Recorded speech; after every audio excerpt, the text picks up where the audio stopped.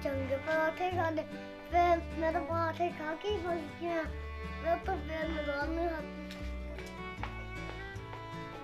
भाई ठीक है और ना कहे फिर मैं दर्द हो रही है की आया भाई फिर मैं दर्द हो रही है भाई की है पेट दर्द क्या आ रही है मैंने पराठे खाने से मेरे पेट में दर्द हो रही है मैं तुम्हारी राम के दूंगी जो तू खाती होती है ठीक है यार बाहर आजा बाहर का मौसम मैं तेन किलो थले पावा मैं क्या सूट पे चढ़ के बैठा यार मैंने गैस और ये ना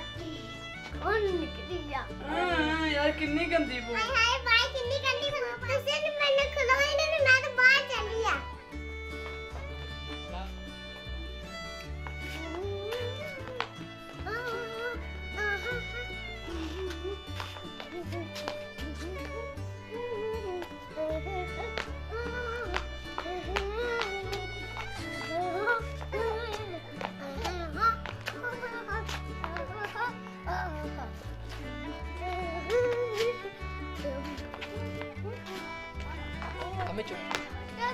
Mami, mama, mama, no, no, no,